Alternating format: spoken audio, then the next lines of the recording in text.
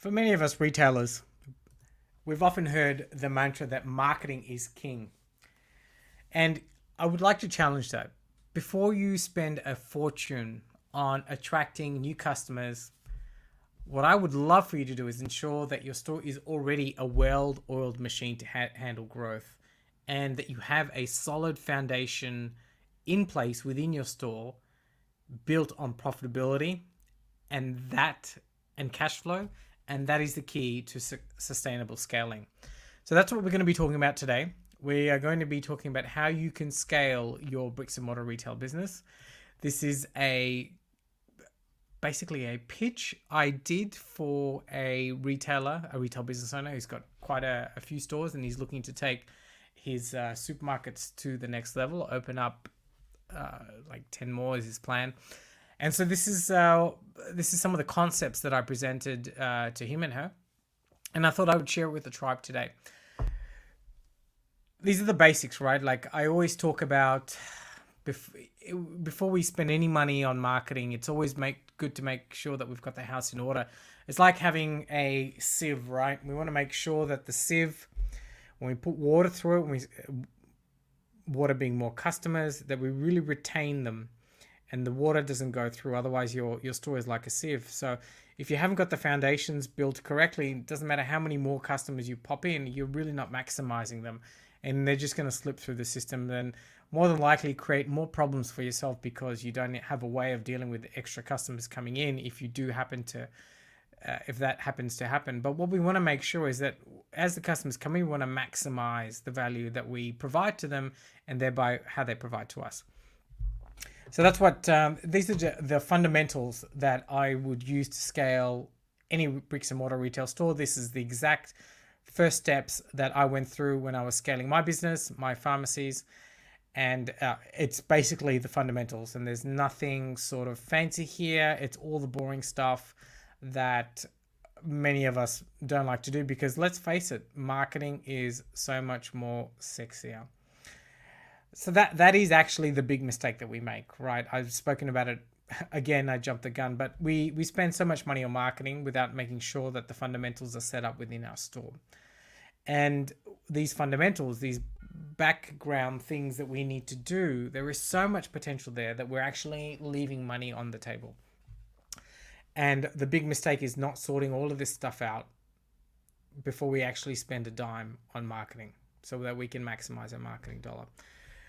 So what we need to do is we need to focus on profitability.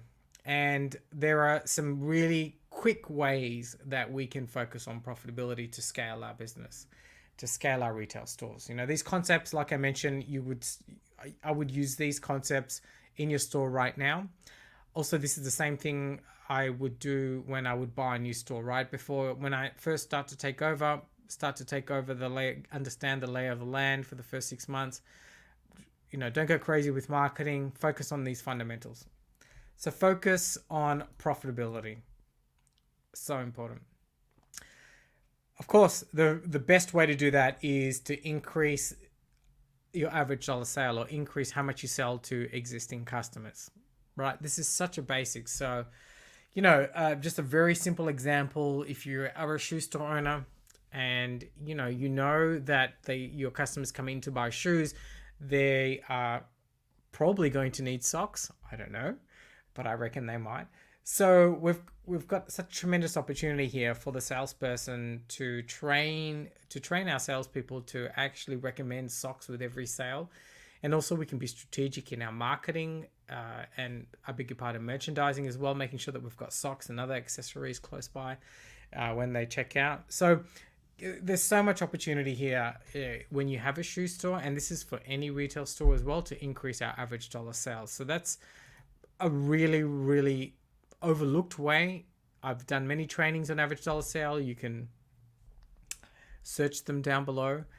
And increasing profitability, increasing your average dollar sale with your existing customers is like gold. So that's what you need to be doing. The next thing is you need to start increasing your repeat customers. So now I hear you saying, like, Alvin, you said no marketing, but what I'm talking about is your existing customers. We want to make sure that we get them back into store. And what is the best way to do that? Or I guess the question is, who are the people within our store that we can encourage to come back? And many of us, and if you don't, hopefully you get one now, is our loyalty program, right? You want to target these people in your loyalty program, get them coming back into your store more often.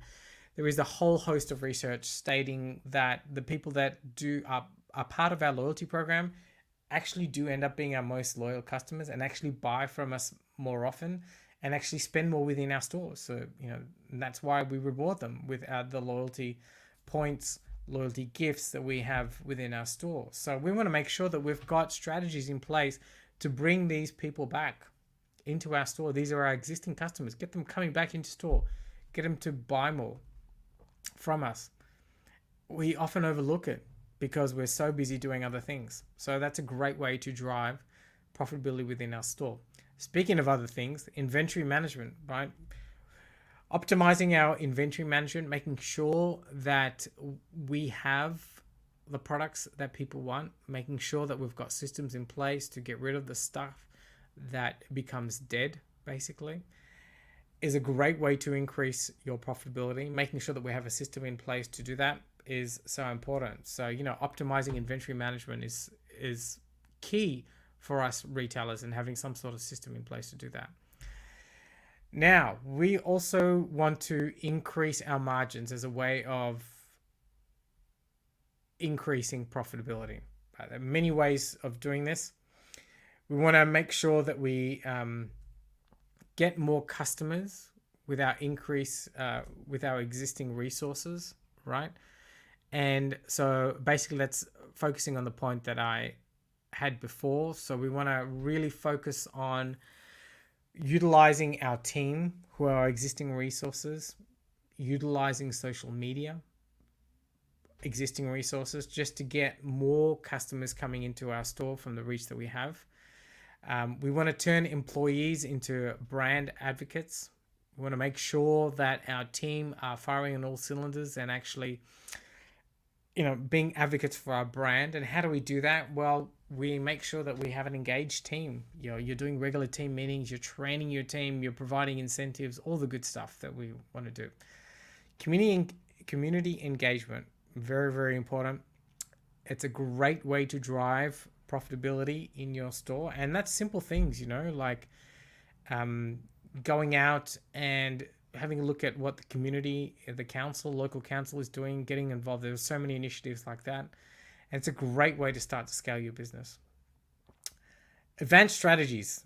There are so many advanced strategies, and one of the advanced strategies that I'm going to talk about is to increase your prices. How many of us are so scared to increase prices within our store? And, it's simply because we don't have a real strategy in place. We're really scared we're going to annoy our customers. But by having a strategic approach is one of the best ways that we can start to increase our margins and increase our profitability. And it's a great way to start to scale our retail business. Another advanced strategy is to make sure that we we reduce our expenses, right? So having a system in place, because reducing expenses is exactly that. It just comes straight to your bottom line and increases your profitability as well. So want to do that.